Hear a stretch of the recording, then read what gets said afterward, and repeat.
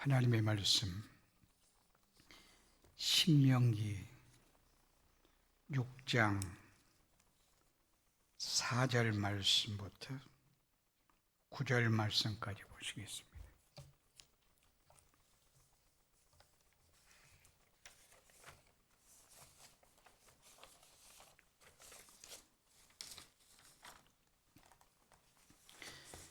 하나님의 말씀은 신명기 6장 4절 말씀부터 9절 말씀까지 교독하도록 하겠습니다. 이스라엘아 들으라. 우리 하나님 여호와는 오직 유일한 여호와시니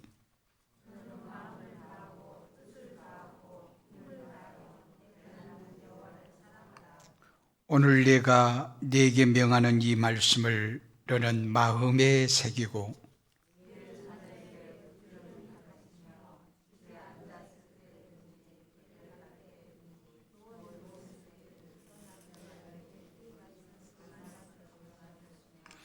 너는 또 그것을 네 손목에 메어 기호를 삼으며 네 미간에 붙여 표를 삼고 또 네 집 문설주와 바깥 문에 기록할지니라.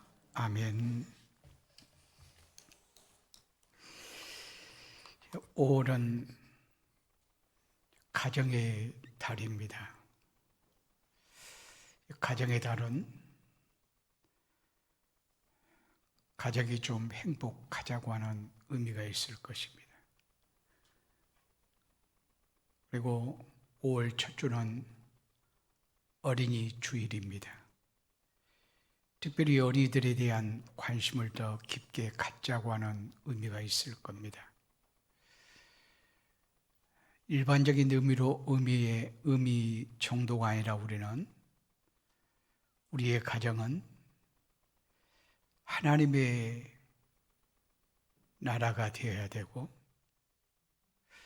우리의 자녀는 하나님의 사람으로서 끊임없이 행복을 고백하며 살도록 양육해야 될 것입니다.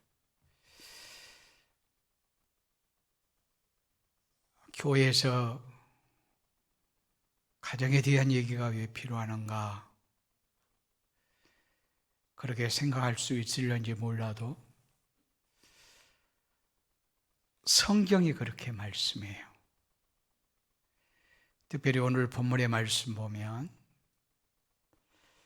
아주 분명하게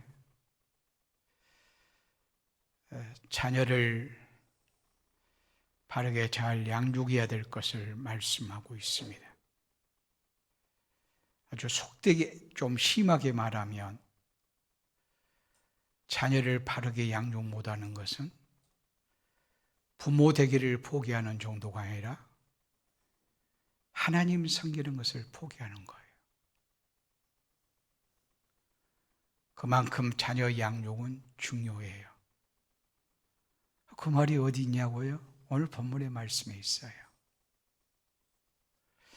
오늘 본문의 말씀을 더 간단하게 살펴본다고 하면 4절 말씀에서는 오직 여호와 하나님만이 유일하시다. 참신은 하나님밖에 없어. 5절 말씀에서는 너의 마음과 뜻과 힘을 다하여 하나님을 사랑해. 하나님을 사랑하는 자는 6절 말씀에 하나님의 말씀을 마음판에 새기고 그 다음에 어떻게 하라는 말인가? 7절, 8절, 9절의 말씀에서는 그 말씀으로 자녀를 부지런히 가르쳐. 그러니까 유일하신 하나님을 섬기는 증거가 어디에 있느냐? 자녀를 바르게 양육하는 데 있다. 자녀를 바르게 양육하지 못하면 유일하신 하나님을 섬기지 않는 거다.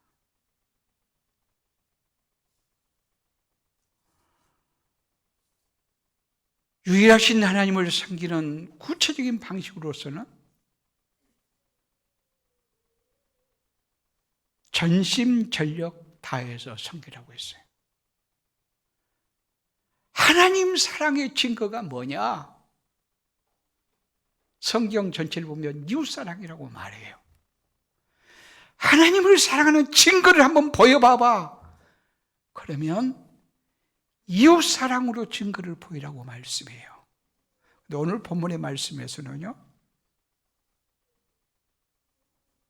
부부 아니면 나머지는 다 이웃이에요. 어떻게 보면 부부만이 한 몸이고, 부모도 어찌 보면 자식도 어찌 보면 이웃이에요. 그러면서 오늘 가장 가까운 이웃이라고 말할 수 있을 거예요. 부모나 자식은. 그런데 오늘 본문의 말씀에서는 하나님을 사랑하냐? 그러면 자녀를 말씀으로 분명히 가르쳐야지.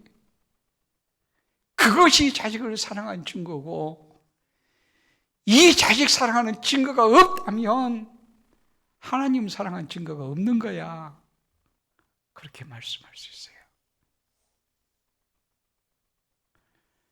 그래서 오늘 자녀에 대한 말씀, 유교에서 말하는 그런 정도의 불교, 세상에서 말하는 그 정도의 자녀 사랑과 자녀 양육을 말하는 것이 아니고,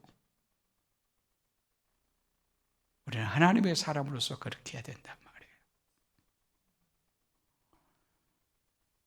내 자식을 잘 못했으면 내 손자들이라도 오늘 말씀을 통해서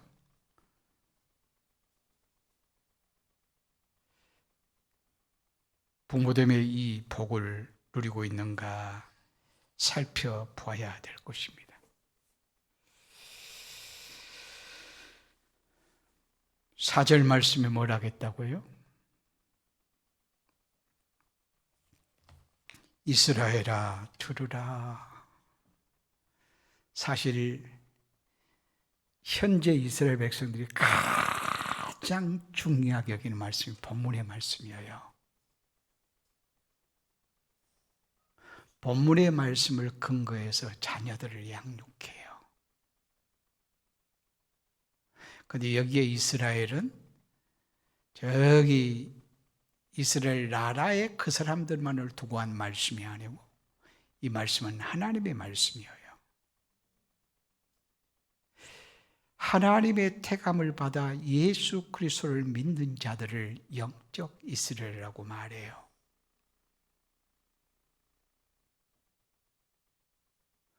그러니까 할례를 받고 겉으로 드러난 지역적인 이스라엘을 물론 그들을 말하고도 있지요. 그러나 이 말씀이 오늘 우리에게 하나님의 말씀으로 들려질 때는 이곳에 있는 우리들에게 하신 말씀이에요. 하나님의 택함을 받아 예수 그리스도 안에서 믿는 이런 자를 이스라엘이라 그렇게 말씀해요. 이스라엘아 들으라. 우리 하나님 여호와는 오직 유일한 여호와이시니. 무슨 말씀이에요? 세상에는 신들이 많이 있는데 그 중에 제일 신이 우리가 섬기는 하나님이야, 이렇게 말한 것이 아니고, 그렇게 말한 것이 아니에요. 오직 참신은 하나님밖에 없다, 유일하시다, 이 사실을 말씀해요. 그러니까 하나님은 100점이고 다른 이 신은 90점이고 저 신은 70점이고 80점이고 약하고 강하고 그런 의미의 말씀이 아니고 참이고 거짓을 말하는데, 참신은 진정한 하나님은 오직 우리가 섬기는 유일하신 하나님밖에 없다라고 하는 사실을 말해요. 그러면서 어떻게 하라고 말씀해요? 5절 말씀 보면 너희 마음을 다하고 뜻을 다하고 힘을 다하여 네 하나님 여호와를 사랑하라. 전심전력하여 사랑하라. 전심전력하여 사랑할 때 어떻게 할까요?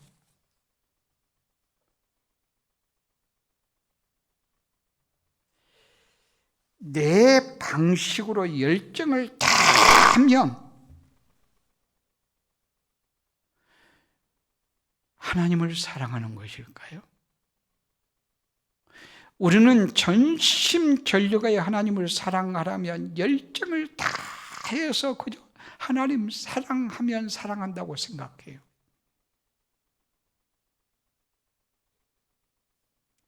그러나 중요한 것은 내 기준과 내 방식과 나의 뜻을 따라서가 아니라 하나님의 의도, 하나님의 뜻을 따라 하나님을 사랑해야 돼요. 인간관계도 그래요. 인간관계도. 부부도 마찬가지고 성도와 성도 사이도, 친구 사이도, 하여튼 부모와 자식 사이도 마찬가지인데, 내가 너 사랑하거든, 열정적으로 사랑하거든, 엄청나게 사랑하거든, 무조건 그러면 되는 것이 아니라 그 사랑의 증거가 무엇이어야 되냐 하면 내가 사랑하는 대상, 상대방 아는 사랑이어야 돼요. 아니 내가 사랑한다니까, 엄청나게 사랑한다니까, 죽을 만큼 사랑한다니까 그러면 되는 것이 아니라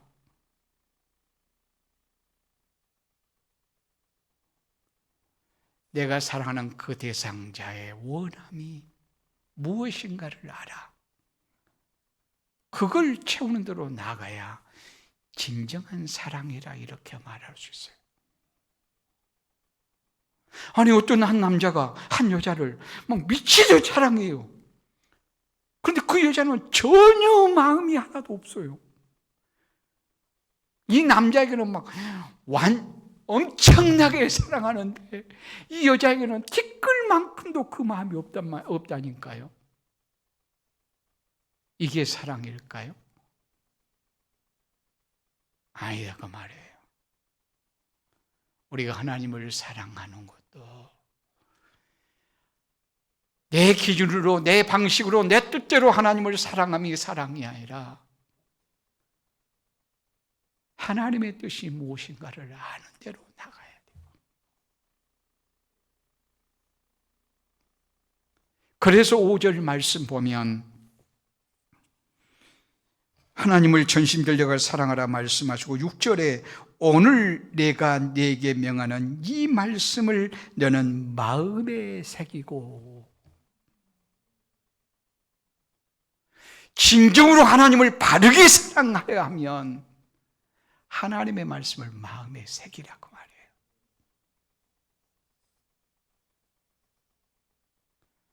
그래야 하나님의 뜻을 알잖아요.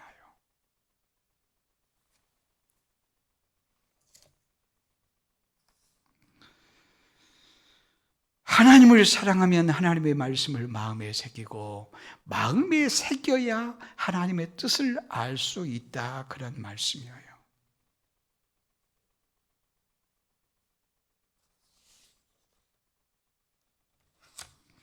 왜요? 내 뜻대로, 내 방식대로, 내 기준으로 하나님을 섬기는 것이 아니기 때문에 그래요. 우리가 자녀를 양육하는데도요, 제가 나름대로 이제까지 살면서 몇 가지 원칙적인 것이 몇 가지 있어요. 그 중에 하나가 뭐냐 하면, 자녀를 바르게 잘 양육하려고 하면 뭐가 필요한 줄 알아요? 부모가 욕심을 내려놔야 돼요. 부모 뜻을 내려놔야 돼요. 그러면 부모가 바보되라는 말인가? 그건 아니에요.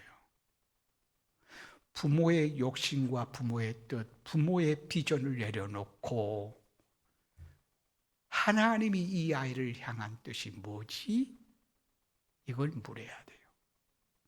그리고 하나님이 이 아이에게 어떤 재능과 소질을 주었지? 이걸 봐야 돼요. 그러니까 이 아이에게 있는 재능을 봐야 된단 말이에요. 이 아이가 어떤 직종에서 일할 것인가는 재능을 보는 것이 대단히 필요해요. 그러면 재능은 어떻게 하면 알 수 있느냐 하면 이 아이가 좋아하는 것이 뭔가 그걸 봐야 돼요.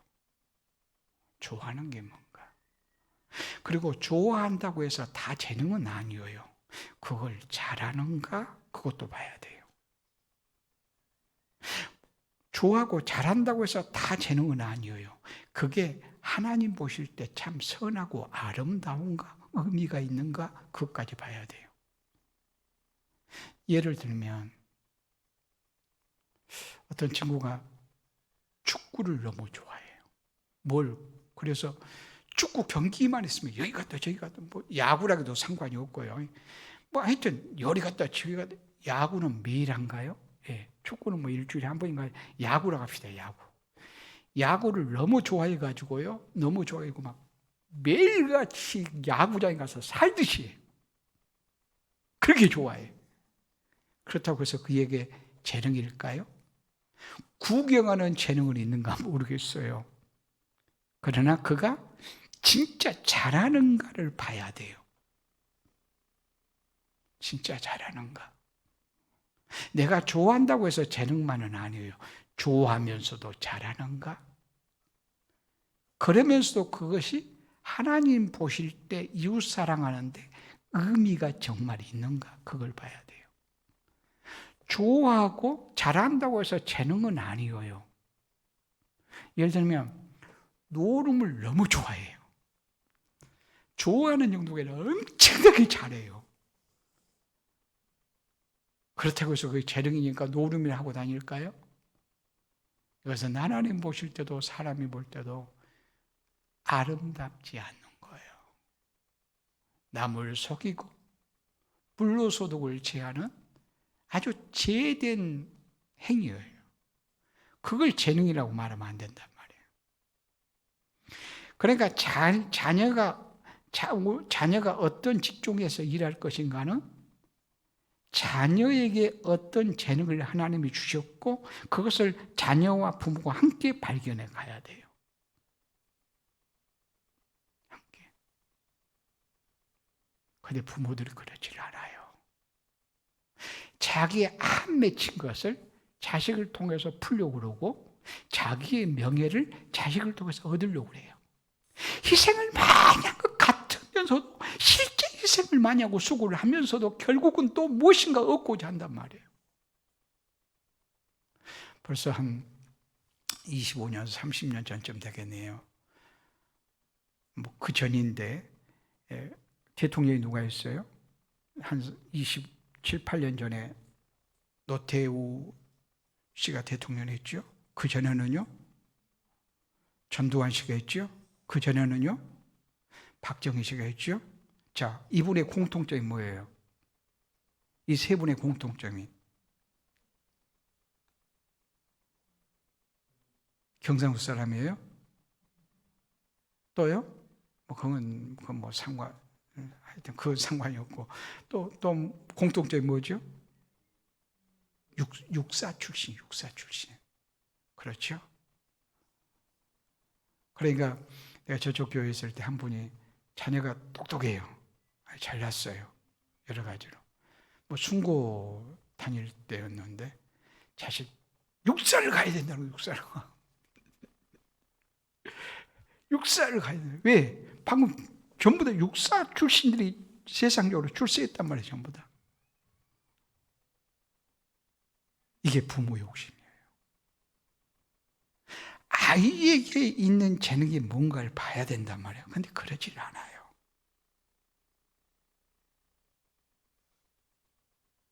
그리고 그 당시에 순천 고등학교에서 서울대 몇 명 학교가 나온 줄 알아요? 50명 이상씩 학교가 있어요. 그럴 때 있었어요. 뭐 한 25년 전에, 한 30년 전쯤, 내가 그때 교장 선생님도 알아요. 최병유 장로님이신가? 하여튼 교장 선생님이 장로님이셨는데 서울대를 몇 명 학교냐면 50명 이상 학교가 있어요. 50명. 왜 그런 줄 알아요? 물론 공부 잘해서 그렇게 됐겠지만 목표 자체가 서울대예요. 목표 자체가. 그러면 될까요? 그래, 목표 자체가 서울대다 보니까 서울대 가면 어때요? 누구 명예가 살아요? 학교 명예가 살아요. 또요? 교장 명예가 살아요. 또 선생님 명예가 살아요. 그리고 또 누구 명예가 막 올라가죠? 부모의 명예가 올라가요. 또요? 학생 명예도 올라가요. 다 올라가는 거예요. 다 올라가요. 그래서 서울대라고 하는 그 대학만 가는 거예요. 이 아이에게 그러한 소질과 재능이 있느냐 없느냐는 관계없어요. 그러면 안 돼요. 그 아이의 재능이 정말 이 서울대 그 재능이 그 과가 그에게 딱 맞는 것이 있는가 그걸 봐야 되거든요. 제가 잘 아는 애 하나가요. 광주에 사는데 서울대 가장 센 과가 지금 그 애가 30살 정도 될 거예요. 가장 센 과가 그때 경영학과라고 그래요. 근데 합격할 줄 알았어요. 떨어졌어요. 떨어져도 그 외에는 무슨 과든지 다 갈 수 있는 거예요. 웬만하면. 근데 그 애는 고대 갔어요. 고대 경영학과로. 잘했어요? 못했어요? 잘한 거예요. 여러분. 보통 잘한 거라고 생각 안 하거든요. 보통은 그런 경우에 학교에서도 실망하고 이 사람 저 사람들 다 실망해요. 근데 그 아이는 고대 경영학과 갔어요. 잘한 거예요. 그러니까 무엇이 되어야 될 것인가, 무슨 직종을 지어야 될 것인가는 아이에게 있는 소질과 재능이 무엇인가를 부모와 자식이 함께 살펴보도록 해야 돼요. 그리고 더 중요한 것이 뭘까요? 아이를 아는 것보다 중요한 하나님을 아는 거예요. 하나님을 아는 거예요.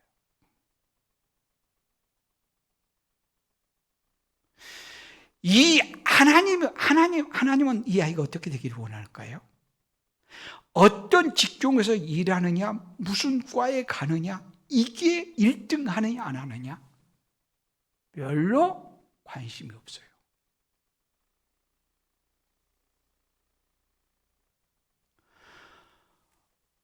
어떤 직종에서 일하냐보다도 이 아이가 그 일을 함에 대한 태도가 어떠한가? 높은 자리에 오르고 대단한 사람으로 인정받기보다도 훨씬 소중한 것이 일이 바른가? 이걸 보기를 원하세요. 그리고 아이 양육의 원칙이 있다고 하면 예수님처럼 양육하는 거예요. 누가복음 2장 52절 말씀 보면 예수님의 잘하시는 모습이 나와 있어요. 누가복음 2장 52절 말씀. 성경 내가 안 줬는 거예요. 안 줬구나. 안 줬네요. 누가복음 2장 52절 말씀은 예수님의 키가 자라며 지혜가 자라고 하나님과 사람에게 사랑스러워 가시더라 이렇게 말씀해요. 하나님과 사람에게 사랑스러워 가셨다.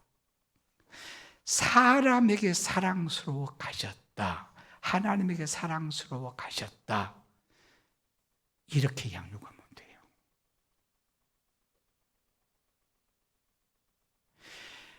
아이와의 관계에서 결혼의 목적이 뭘까요? 결혼의 목적이 딱 한 가지만은 아니지만 여러 가지지만 아이와의 관계에서 아이 낳는 거예요. 그렇죠? 아이를 왜 낳아요? 그 목적이 뭐예요? 인류 보존과 교회 보존을 위해서예요. 인류 보존이라는 말은 사람에게 사랑스러워 가시더라 그렇게 말씀해요. 방금 사람에게 사랑받도록 양육해야 된단 말이에요. 이 말은 무슨 말이냐? 사회에 사는, 사회에 유익 끼치는 아이로 양육돼야 된단 말이에요. 그렇게 양육해야 돼요. 내 아이가 재능 잘 살려서 사회에 선한 영향력 끼치고 살아가면 부모가 잘 양육한 거예요. 근데 우리 부모가 그렇지 않은 부모는 그 정도에서 머물면 안 돼요. 하나님에게 사랑받는 아이, 하나님에게 사랑받는 아이라는 말은 교회가 예수 그리스도의 몸이라 말씀하셨으니 교회의 힘은 부모가 돼야 된다 그 말이에요. 교회 공동체 속에서 함께 자라가도록 해야 된단 말이에요. 신앙으로 자라가게 해야 된단 말이에요.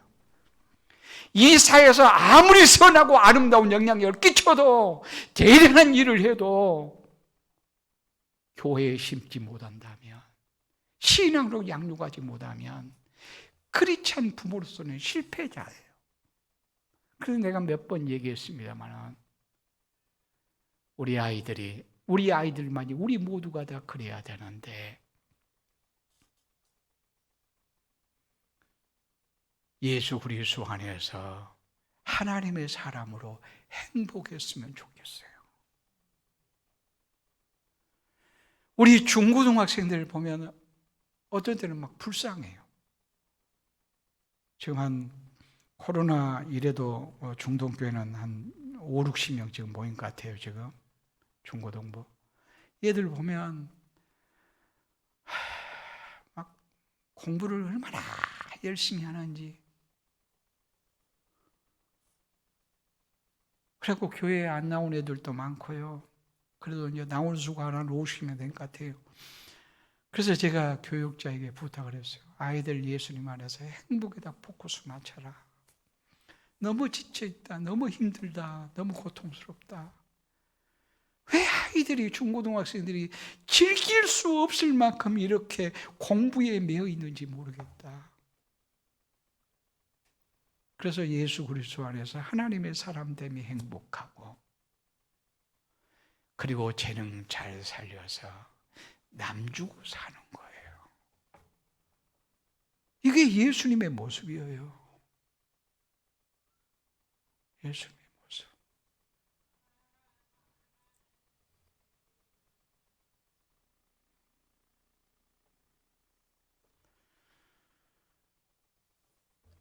공부, 학생으로서 공부가 하나님의 일이에요. 왜? 하나님의 공부의 목적은 뭐냐? 나중에 명문대 가서 직장 대단한 직장에 가서 돈 많이 벌고 안정되게 그러기 위해서 공부해야 되는 것이 아니고 남 주기 위해서 공부해야 된단 말이에요. 남 주려면 있는 재능 살려야 돼요. 있는 재능 살리려고 하면 공부가 필수예요. 그래서 학생이 공부해야 된다. 남 위에 서기 위해서 세상에서 출세해서 공부하는 것이 아니고, 부모들이 많이 그래요. 너 공부 잘해서 너 잘되라고 그런 거야. 그러지 말고 너 잘되라고 공부 잘하라는 말이 아니고, 남 섬기기 위해서, 남 섬기려면 내가 능력이 있어야 되잖아요. 능력을 키우기 위해서 공부하는 거예요. 곧 재능을 살리는 것은 하나님의 창조를 밝히는 거예요. 하나님의 창조주심을 세상 속에 드러내기 위해서 공부하는 거예요. 근데 공부보다 훨씬 더 소중한 것이 뭐냐? 우선순위를 잘 지켜야 돼요. 건강이에요. 건강이에요. 제가 지금 딸은 잘 안 돼요. 잘 안 되는데 첫 딸에게는 늘 그 얘기했어요. 11시 되면 자자.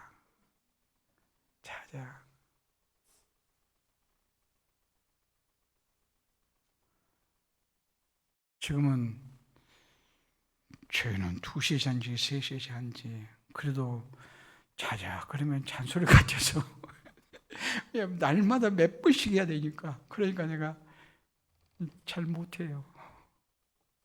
최대한 자자. 왜? 공부보다 훨씬 소중한 것이 건강이야. 저녁에 잠을 자제하면 건강에 치명적이야. 자는 거야.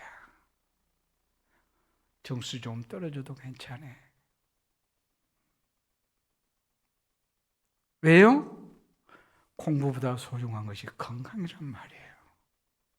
그 건강보다 소중한 것이 뭐예요? 하나님의 사람으로 사는 거예요.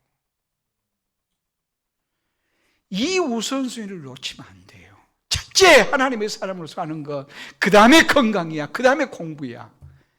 근데 그러질 않아요. 첫째가 공부, 둘째도 공부, 셋째도 공부예요. 그러니까 고3이 되면 신앙생활하는 것은 자유예요. 교회 안 나와도 더 부모들이 공부한 성적만 올라가면 그것이 절대적이에요. 이건 비참한 거예요. 그리고 대학 가서 잘하면 된다나요? 그렇게 키우니까 대학 가면 이단에 빠져요. 이단에.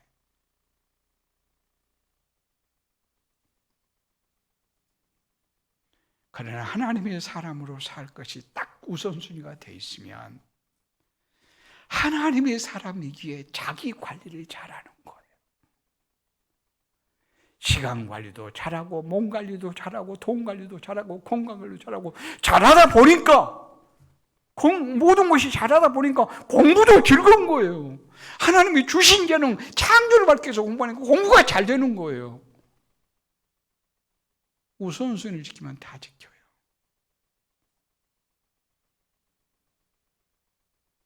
그런데 부모에게 공부가 생명이에요. 이건 비참한 일이에요. 그래서 교회가 여름이면 겨울이면 수련회 갑니다. 안 보내요. 왜? 공부가 더 중요하거든요.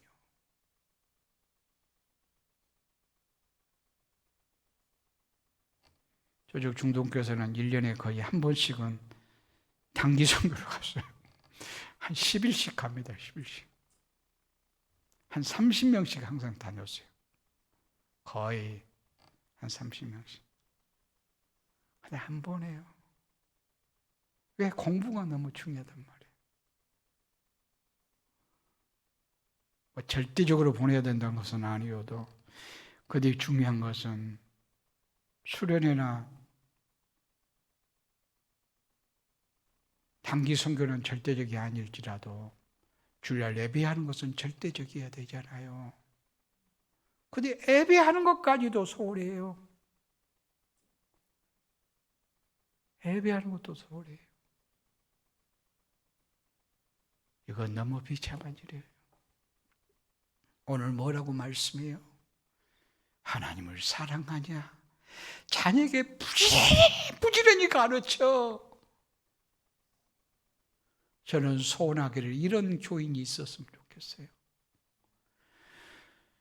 여러분, 자녀가 학원비 들면 시골은 물론 도시는 뭐 50에서 100만 원 들어요, 보통.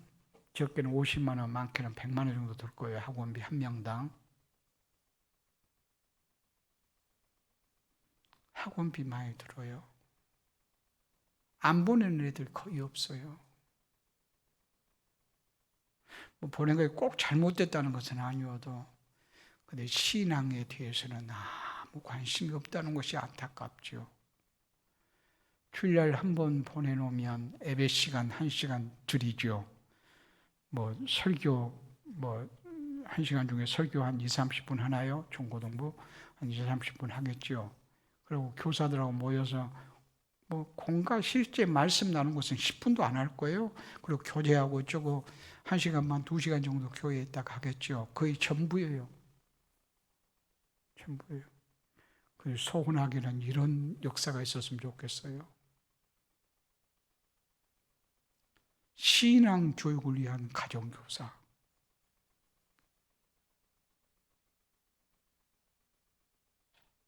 정말 신앙으로 정말 가치관이나 세계관이나 관점이나 의식이나 하나님 사랑하는 거나 모든 것들이 잘 서 있는 신앙인, 이면서 교사. 교인 입장에서 얘기할까요? 세상에서 학원비 50만 원, 100만 원 들지 말고 신앙 가정교사를 한번 모시보면 어떨까? 그러나 교회 입장에서는, 이제 이건 부모 입장에서 얘기한 거고요. 교육자가 가정교사가 돼야 되겠구나. 나 이 말씀 준비하면서 더 생각했어요. 그래서 어른들 교육을 위해서, 아이들 교육을 위해서 어떻게 할까? 나 그 생각도 조금 혼자서 해봤습니다만, 일단 공간이 우리 우천교회 공간이 많잖아요. 근데 어른들 교육을 위한 10명, 15명 정도, 12명 정도 모여서 성경 공부할 수 있는 그런 공간이 없는 것 같아요. 그래서 여기 사무실을 그렇게 의자 놓고 탁자 놓고 그렇게 만들어야 됐구나. 아이들을 위해서도 조금, 내가 여기 직접 얘기는 지금 못하겠습니다만 조금 그럴 필요가 있지 않느냐. 그래서 교육자가 가정교사처럼 돼야 되는구나. 그리고 더 중요한 것은 뭔 줄 알아요? 부모가 돼야 돼요. 부모가. 우리 한국 교회가 규모가 좀 커지면 다양해지잖아요. 다양해지면서 막 영아부, 유치부, 유초등부, 중고등부, 뭐 대학부, 뭐 청년 막 많아요. 그런데요, 그게 꼭 좋은 것만은 아니에요. 그들 수준에 맞게 맞추어서 성경 공부하는 데는 의미가 있어도 예배까지 그러는 것은 꼭 잘한 일은 아니에요. 왜 그런 줄 알아요? 하나님의 나라는 한 가족으로 예배해야 돼요. 가족으로 예배해야 돼요. 그리고 부모의 신앙이 자녀에게 전승돼야 돼요. 부모의 예배하는 모습까지 보면서 자라가야 돼요, 자녀가. 그리고 유치부는 따로 설교, 다른 설교, 유초등부는 따로 설교, 중고등부 따로, 청년회 따로 설교, 다 따로 다른 말씀 들어가지고 가정에서 교제가 어떻게 되냐고요. 한 말씀 듣고 함께 예배하고 한 말씀 듣고 그 말씀을 나눠줘야 돼요. 그래서 부모의 신앙과 모든 삶이 자녀에게 전승되도록 이어지도록 해야 돼요. 그래요.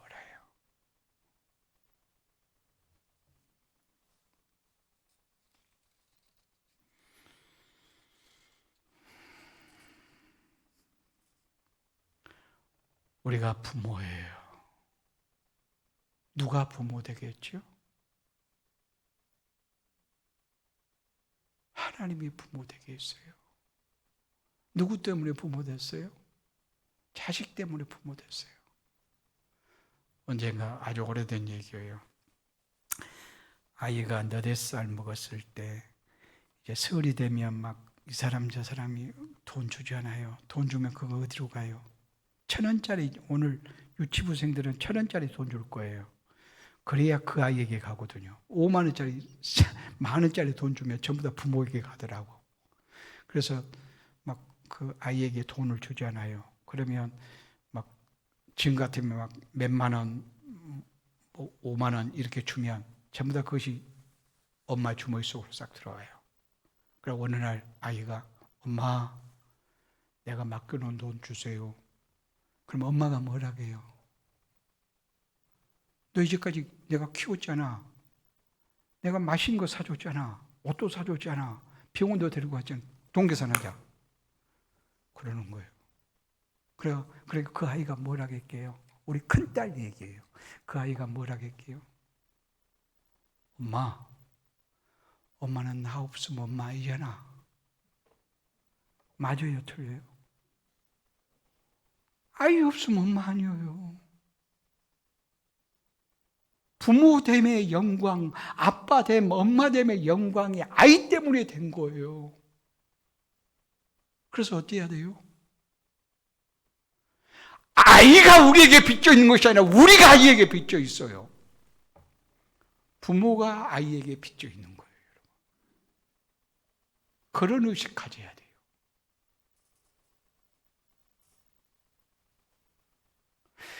하나님이 부모 되게 했지만 아이로 말미암아 부모가 된 거예요.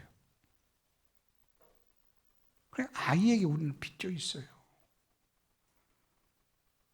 부모의 영광이 얼마나 아름답고 귀한데.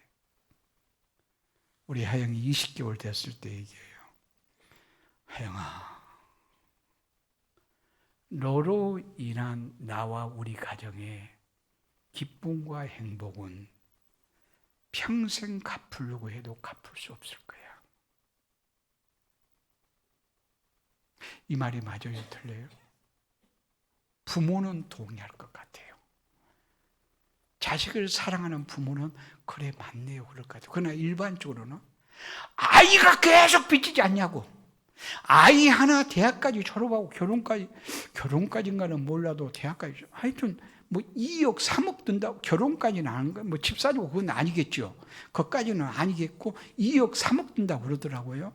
그럼 아이가 계속 빚져 있지 않냐요. 그렇게 산술적으로는 그 말이 맞을지 몰라도 평생 부모는 자식에게 빚져서 살아요. 기쁨과 행복의 빚말이에요. 보통 아이들 하루에 몇 번 웃는다고 그러죠, 통계적으로. 갓난아이를 얘기해요. 갓난아이 몇 번 웃어요? 300번, 400번 웃는다고 그래요. 그럼 어른들은요? 여러분들은 하루에 몇 번이나 웃을 것 같아요? 15번 내지 20번 웃어요. 왜 이렇게 웃음을, 행복을, 기쁨을 빼앗아가버리는지 모르겠어요. 그런데 그것이 뭐 때문일까? 욕심 때문이 아닐까 싶어요. 어느 때부터 기쁨을 상실해 가죠? 어느 때부터 기쁨을 상실해 가요? 어느 때냐면 글자, 숫자 알 때부터 그래요. 그거 모를 때는요, 마냥 기쁘고 좋아요. 근데 글자 알고 숫자 알아요. 그러면 이웃집 아이하고 비교해요. 그래가지고 너는 왜 그것도 몰라? 그러면서 이제 기쁨을 상실해 가기 시작해요. 행복을 상실하기 시작해요. 그런데 우리 아이 20개월 됐을 때 제가 뭐라 했다고요? 너로 인한 기쁨과 행복은 평생 갚으려고 갚을 수 없을 거야. 산술적으로 계산해 보죠. 그러면 산술적으로는 자식이 부모에게 빚졌다고 했는데 산술적으로 계산해 볼게요. 아까 아침에 아이들은 300번, 400번 웃는다고 했어요. 근데 어른은요? 15번, 20번. 우리 집은 어땠을까? 내가 이제 다른 집하고 비교했을 때 우리 집은 어떨까? 우리 하영이는 300번, 400번이 아니라 400번, 500번 웃었어요. 그렇게 많이 웃었어요. 400번, 500번 웃었어요. 그럼 우리는요?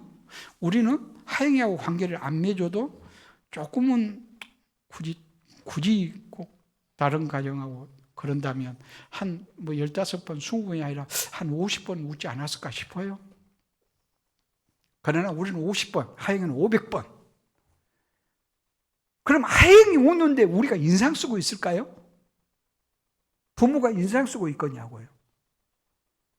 하영이가 500번 오면 하영이를 보는 순간 같이 웃음이 나오잖아요. 즐거움이. 엔돌핀이 같이 나오잖아요. 그러면 500번 아니어도 100번, 200번 되지 않겠어요? 그것만 해도 산술적으로 계산해 봐요. 얼마나 빚을 많이 지고 사는지. 그래서 제가 그 마음이었습니다. 항상. 지금은 실제적으로도 하영이가 똑똑해요. 제가 스마트폰을 해보면서 그 생각을 합니다. 60대, 70, 이제 80대는 전화만 걸 정도고, 전화만. 80대. 60대, 70대는 그래도 80대보다는 한 10배는 난 것 같아요. 그리고 40대는 나보다 10배는 난 것 같아요. 나보다. 그러면 20대는요? 나보다 100배는 난 것 같아요. 우리 하영이가 나보다 100배 똑똑해요. 뭐 전체적으로는 안 그러겠지만 하여튼 부분적으로 그렇단 말이에요. 그래서 엄청나게 저에게 좋은 동역자예요. 지금 빚지고 있어요, 내가 계속. 빚진단 말이 맞는 말이에요. 특별히는 복음의 빚을 진 사람들이에요. 바울 사도가 로마서 1장에서 내가 유대인이나 헬라인이나 모든 자에게 빚진 자다, 복음의 빚진 자라고 말하거든요. 왜 그 말 한 줄 알아요? 바울이 언제 로마인들에게 복음의 빚을 줬어요? 바울하고 로마인들하고 아무 관계가 없어요. 근데 로마인들에게 복음의 빚졌다. 그 말의 의미는 뭐냐면요, 하나님이 나를 구원하시면 이방 땅 로마에까지 가서 복음을 증가하려고 나를 구원하셨어. 이 의식이 나는 로마인들에게 복음의 빚을 졌어, 이렇게 말한 거예요. 이 말을 부모와 자녀와의 관계를 대비해 보면, 우리가 부모 되었으면, 아빠 되었으면, 엄마 되었으면 하나님께서 우리의 자녀들 때문이라 그 말이에요. 그러니까 자녀에게 끊임없이 빚져 있는 존재예요. 빚을 갚는 심정으로 갚아가야 되는 거예요. 여러분, 무엇보다도 가정의 달, 가정 회복하고 행복애로 나갔으면 좋겠어요. 자녀 잘 양육했으면 좋겠어요. 이것 한 27, 8년, 거의 30년 전 얘기 같은데, 우리 구예배당 건축할 때, 지금 신예배당 아니고 구예배당 중동에 건축할 때, 이 건물에 이거 한 75평인가 된 거더라고요. 그 건물이 75평짜리 2층으로 되어 있습니다. 그 건물을 교인들끼리 지었어요. 기술자만 불러서 직영으로 했다고 말이에요. 그런데 저하고 건축원장 집사님하고 얼마나 한 4개월 만에 지었던 것 같아요. 벽도 붉은 벽돌로 지었는데, 그렇게 지었는데 그때 엄청나게 막 바쁘잖아요. 그러나 주보는 그때는 부교육자들이 없었기 때문에 제가 순천까지 가서 주보를 인쇄소에 가서 해왔거든요. 가려고 하는데 큰딸이 아빠 순천 놀러 좀 하루 데리고 가지. 그래서 가서 주보하고 죽두봉 공원에서 이제 딸 친구하고 같이 갔어요. 죽두봉 공원에서 1시간 정도 이제 과자 사고 어쩌고 놀다가 집에 왔어요. 그리고 뭐 벌써 집에 가니에요. 좀 더 놀아야지. 이건 뭐 하여튼 기분이 나빴어요, 이 딸아이가.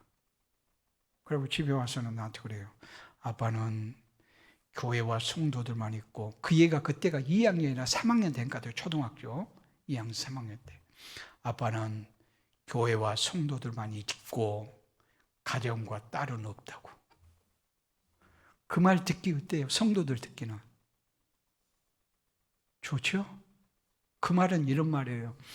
교회만 빠져 있고 성도들만 빠져 있고 가정은 등한히하고 딸은 등한히하고 관심도 없고, 이 말이잖아요. 성도들 볼 때는 굉장히 좋아 보이지 않는가요? 목사가 하나님께 교회에게 헌신되어 있구나, 이 모습으로 보이잖아요. 그러나 저는 깨달았어요. 왜요? 방금 그 정도 수준에 항상 우리는 하나님의 뜻을 봐야 되기 때문에, 하나님께서는 뭐라고 할 것인가를 봐야 되기 때문에, 하나님은 뭐라고 말할까? 좋은 목사라고 말할까요? 사람들은 좋은 목사라고 말할지 모르겠어요. 그런데 이런 생각을 해봤어요. 사람들도 좋은 목사라고는 말하려는지 몰라도 좋은 아빠일 수는 없다. 하나님 보실 때는 더 그렇다. 좋은 아빠일 수 없는데 좋은 목사일 수 있을까요? 그럴 수 없다. 목사에게도 가정이 소중해요. 그렇다면 여러분 더 그렇지. 가정 행복으로 회복해 가는, 그리고 여러분의 아름다운 신앙이 자자손손들에게 이어져 갈 수 있는, 지금의 현실의 우리 한국교회 비극은요, 어른들 1000명 교회 주일학생 100명이 안 돼요. 제가 교사할 때요, 제가 고등학교 때부터 주일학 교사를 했었는데, 고등학교 때 교사할 때요, 시골에서요, 어른들 40-50명인데 주일학생들은 200명이었어요. 근데 지금은 40-50명 된 시골교회 주일학생 한 명도 없어요. 거의 없어요, 거의. 도시교회도 1000명 교회 내 주일학생 100명이 안 돼요. 사람이 없어서 그럴까요? 그렇지 않아요. 사람이 있어요. 학교가 비좁아요. 그런데 교회는 비어요. 실제 부모들은 교회를 다니는데 자녀 교회에 안 다니는 애들이 너무 많아요. 이런 현실이에요. 그러나 여러분, 속되게 말하면 빡빡하게 일하고 수고하잖아요. 막 몸이, 막 몸이 막 달아질 만큼 그렇게 수고하잖아요. 자식들 위해서 그런다면서요. 자식들을 사랑해서. 그러면 그 증거가 뭐냐고요. 하나님 사람 되게 해야지. 자식 예수 믿게 하십시다. 자자손손들 예수 믿어서 자자손손들이 나와 다른 세대가 아니라 다음 세대가 되도록 해야 된단 말이에요. 근데 우리 지금의 현실이 너무너무 큰 비극은 자자손손들이 다른 세대가 되고 있어요. 내 대를 이은 다음 세대가 돼야지. 내가 받은 복을, 내가 받은 은혜를, 내가 받은 하나님의 사랑을 자자손손들이 받도록 해야지. 그래서 첫째, 자녀들 예수님께로 인도하자. 자녀들이 예수 믿는다면 하나님의 사람으로, 하나님의 말씀으로 양육해서 정말 이들이 사회의 어떤 영역에 있든지 어떤 곳에서 일하든지 정말 하나님께서 칭찬할 수 있는 이런 아이로 양육하는 우리 부모들이 되어줄 수 있기를 바랍니다. 기도하시겠습니다.